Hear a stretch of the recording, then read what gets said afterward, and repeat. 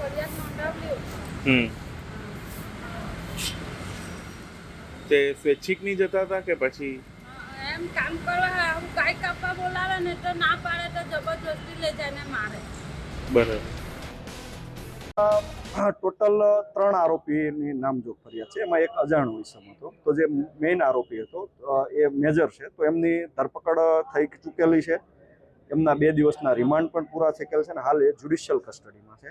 અને બાકીના જે 2 બાળકો છે એ બંને માઇનર છે. તો જ્યુવેનાઇલ જસ્ટિસ બોર્ડના કાર્યવાહી અંતર્ગત એક બાળકને મતલબ જે કાયદાના સંઘર્ષમાં આવેલ બાળક છે, તો એમનું કાયદેસરના પગલાં 2 દિવસ પહેલાં લેવામાં આવેલ છે અને હાલમાં તે ચાઇલ્ડ ઓબ્ઝર્વેશન હોમમાં છે. જે એક બાકીનો જે કાયદાથી મતલબ સંઘર્ષમાં આવેલો કિશોર હતો, જે એમની ધરપકડ ટાળતો હતો, તો એમને પણ આજે કાયદેસરની કાર્યવાહી કરવામાં આવશે. તો મારો સવાલ એ છે કે અમુક લોકો આદિવાસી સમાજના મસીહા બનીને ફરે છે, ચાહે નવસારી હોય, ઉમરગામ હોય કે પછી અંબાજી હોય, દર જગ્યાએ પહોંચી જાય છે.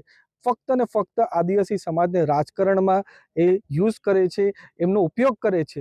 પણ આજે જ્યારે વિધર્મી યુવાનોએ અમારા આદિવાસી સમાજના યુવાનની હત્યા કરી, ત્યાં કેમ નથી આવતા? એનું કારણ છે કે એમનું વોટ બેંક જોખમાઈ જાય, એના માટે ચૈતર વસાવા અને વાંસદાના ધારાસભ્ય અહીંયા આવતા નથી અને એની પર જ્યાં રાજનીતિ આદિવાસીઓના નામે કરાય ત્યાં જ જાય છે, અહીંયા આવતા